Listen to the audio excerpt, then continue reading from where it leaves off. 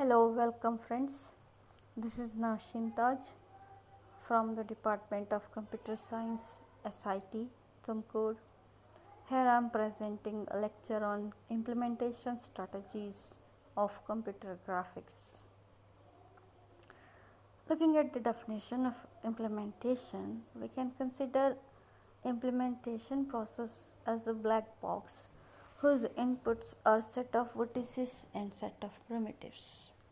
Hence, any implementation program must at least contain two loops that iterate over these sets. There are two basic strategies for implementation. One is image oriented approach, another is the object oriented approach. Object oriented approach. Here in this approach, the outer loop is over the objects. That is, for each object, we need to render the object independently. For the past old memory devices, there are two major limitations with this approach.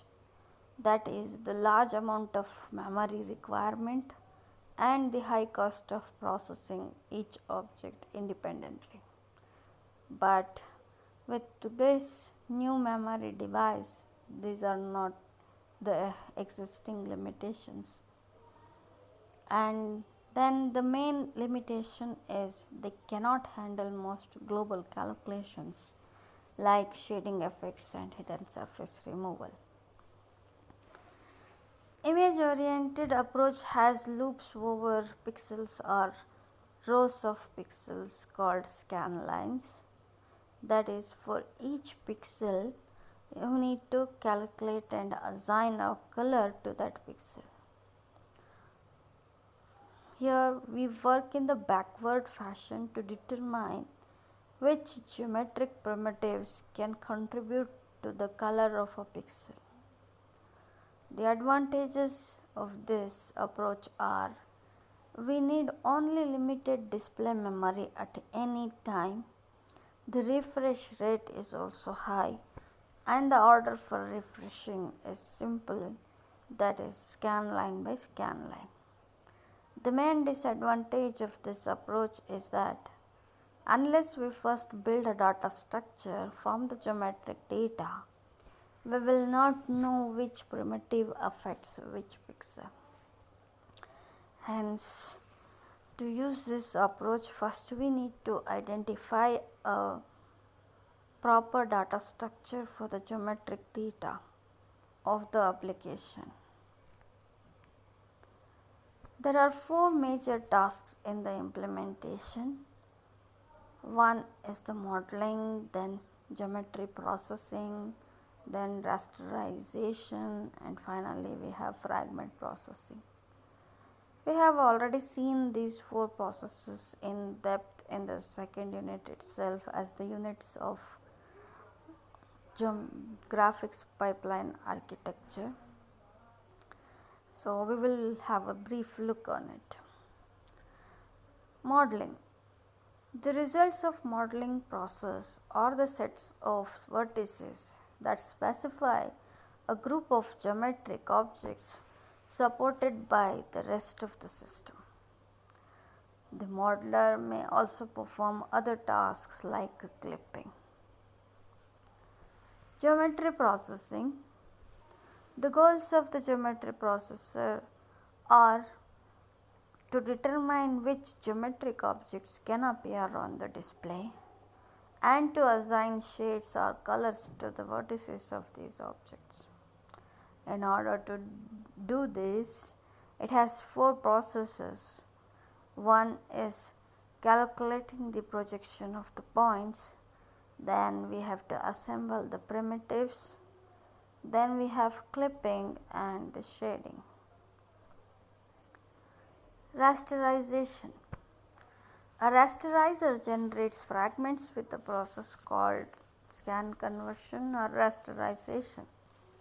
The rasterizer starts with vertices in the normalized device coordinates but outputs the fragments whose locations are in units of display, nothing but the real window coordinates. Finally, fragment processing. A fragment processor processes the fragments generated by the rasterizer in order to perform the following operations called texturing, translucent effects, and anti-aliasing.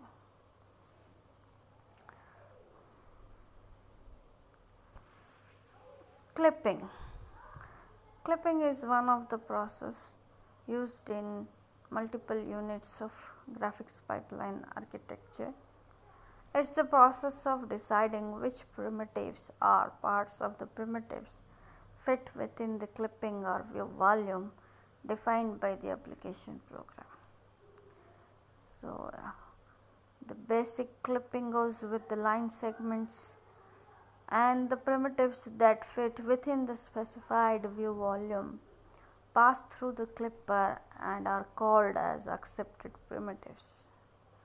Primitives that cannot appear on the display are eliminated and are called rejected or culled primitives.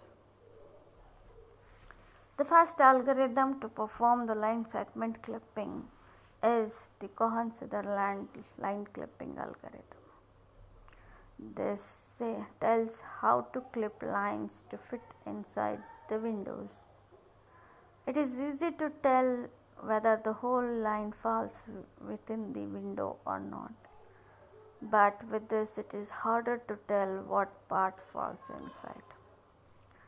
Considering a straight line whose endpoints are P0 and P1 with a window whose bounds are WT, WB, WL and WR, which are nothing but the top, bottom, left and right bounds of the window respectively. So, the basic idea of this Cohen-Sutherland line clipping algorithm is first we do an easy test to find whether the line is completely inside or outside the box. If it is not, then we need a more complex test, and again we have to configure out how line intersects the box. To perform the trivial accept and reject test, these are the following steps. First, we have to assign each endpoint allocation code. Then we need to perform bitwise logical operations on the lines location codes. Then we accept or reject based on the result. The easy test has computation of a 4-bit code called the location code for each endpoint of the line. Basically, we can see on the figure that the region surrounded by the window is completely divided into 9 regions, and each region will have a unique 4-bit code. To calculate the 4-bit code of the endpoint, we go with the x and y coordinates of each endpoint. The bit 1 and bit 2 of location code is related to the y coordinate of the endpoint, and bit 3 and bit 4 to the x coordinate. Whenever the y coordinate of the endpoint is greater than the top bound of the window, then bit 1 is set to 1.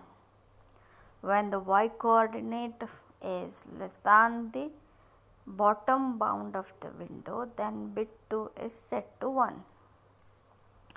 If the x coordinate of the endpoint is greater than the right bound of the window, then B3 will be set to 1. Else, when the x coordinate of the endpoint is less than the left bound, then bit 4 is set to 1.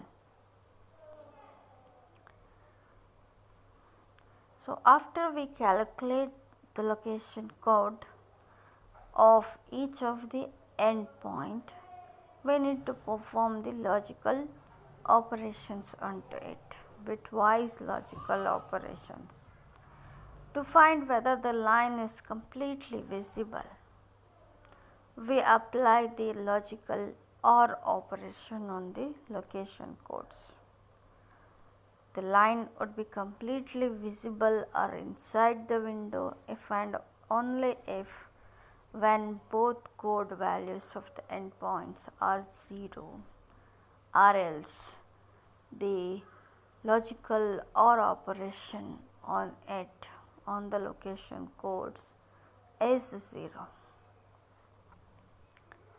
If the line segments are completely outside the window, then doing a logical AND operation on the location codes will be a non-zero value.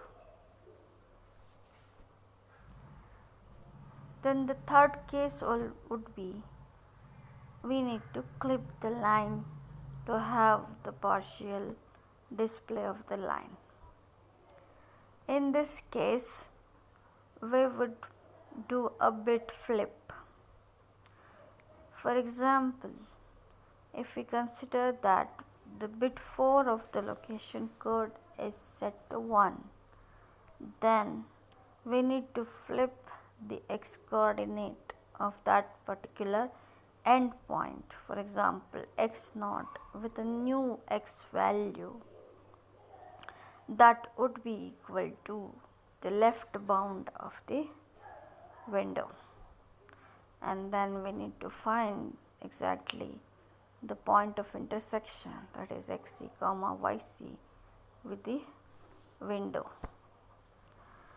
To find the point of intersection, we can easily and clearly see that xc is nothing but the left bound of the window, and then using the similar triangles visible in the figure, you can solve the yc as the left bound of the window minus x0 divided by x1 minus x0 into y1 minus y0 plus y0. Once you have computed the point of intersection, then we replace the point of intersection with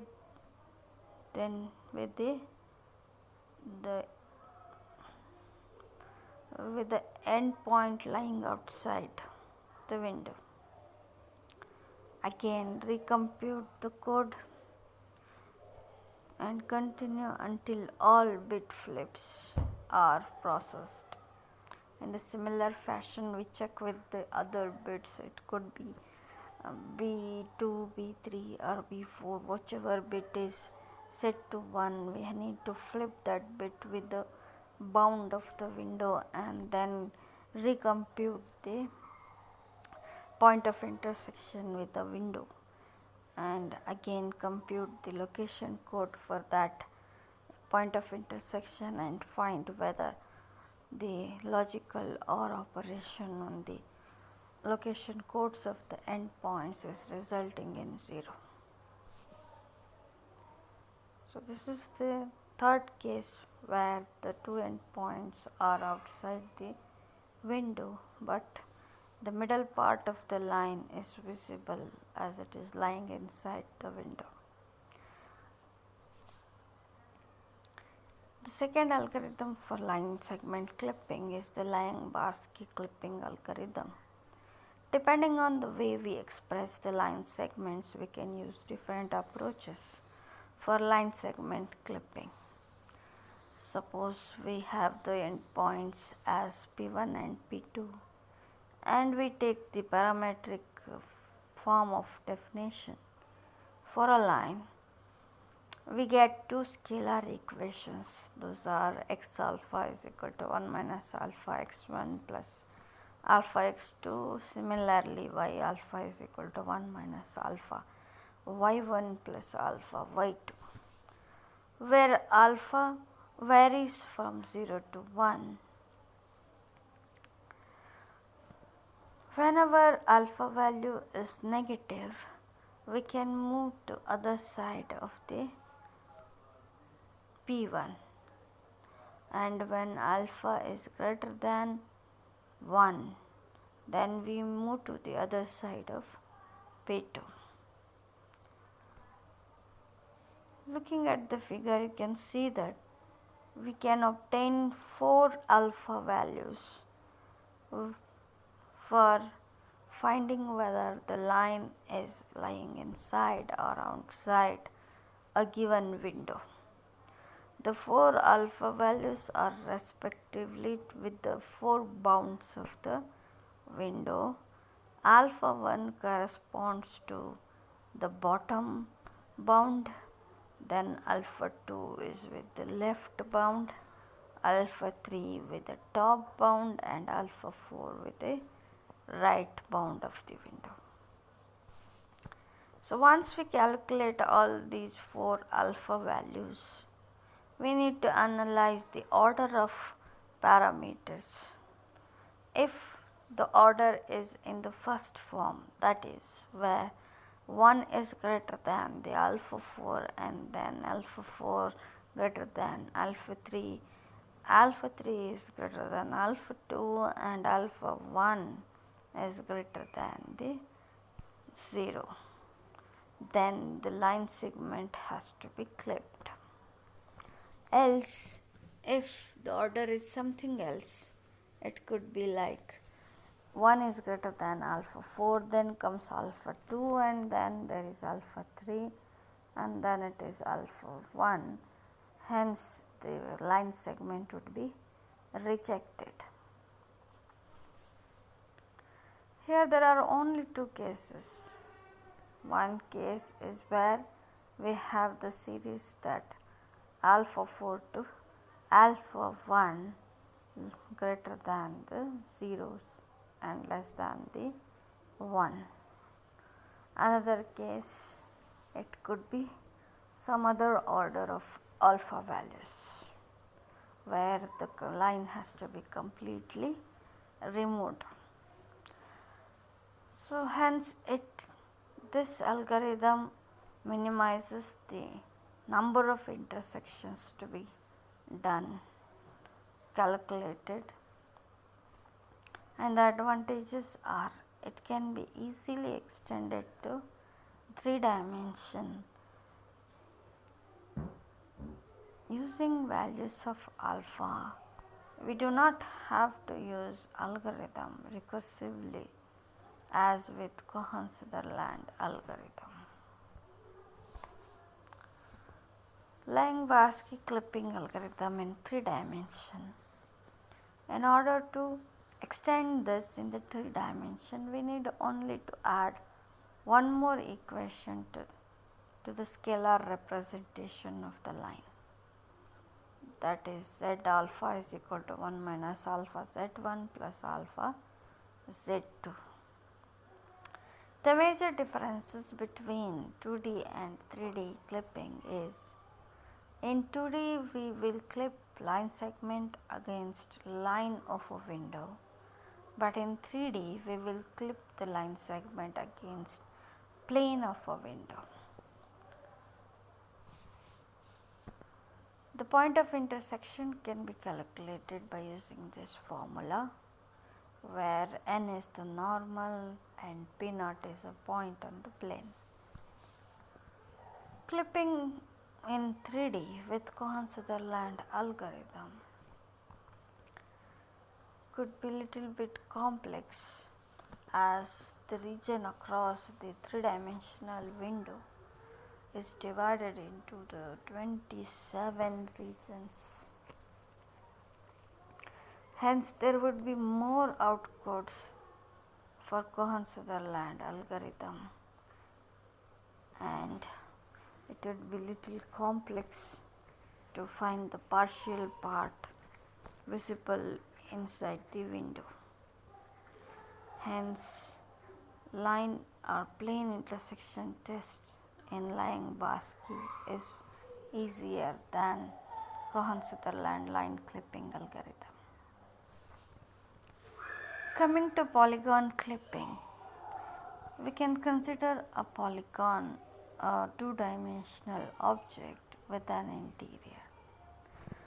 Polygon clipping is not as simple as line segment clipping because clipping a line segment yields at most only one line segment, but clipping a polygon can yield multiple polygons as shown in this figure. However, clipping a convex polygon can yield at most one other polygon. Hence, whenever there is an application to deal with the concave polygons, we need to try to convert those to convex polygons. One strategy is to replace the non-convex polygons with a set of triangular polygons, and this process is also called as tessellation. Line segment clipper can be considered as a black box, and in order to clip a polygon, we can clip with respect to each bound or each side of the window. This black box again has inputs nothing but the four endpoints of the window and also the two endpoints of the line segment. Clipping line segment against the top side of the window has the inputs, the two endpoints and the Ymax value. And then clipping against each side of the window is independent of other sides. So you can see that we can clip the polygon with respect to every side of the window independently, and hence we can use four independent clippers called the top, bottom, right and left clipper. Then we can have a pipeline clipping of polygon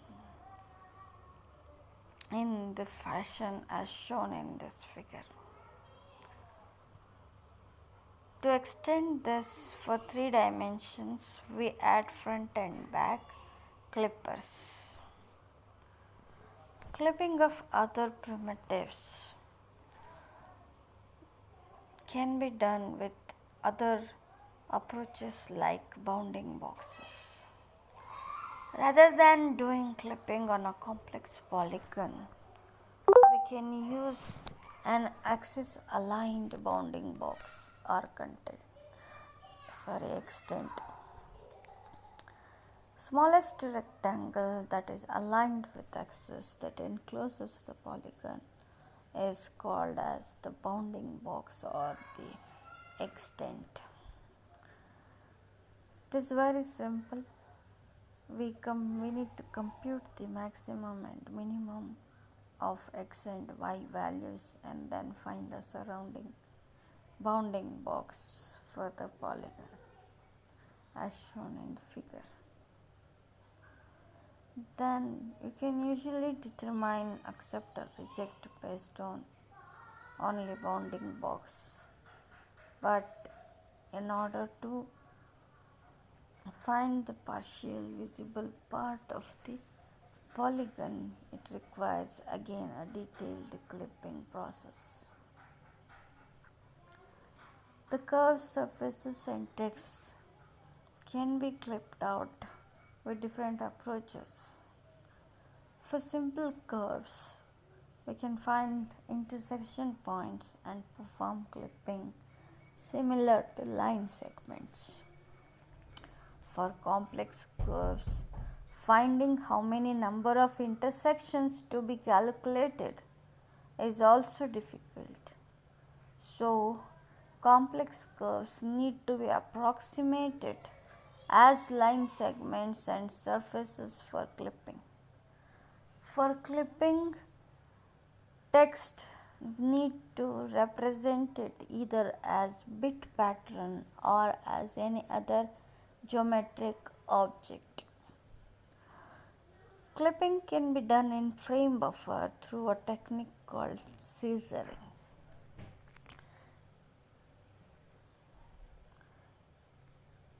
So here we stop our lecture.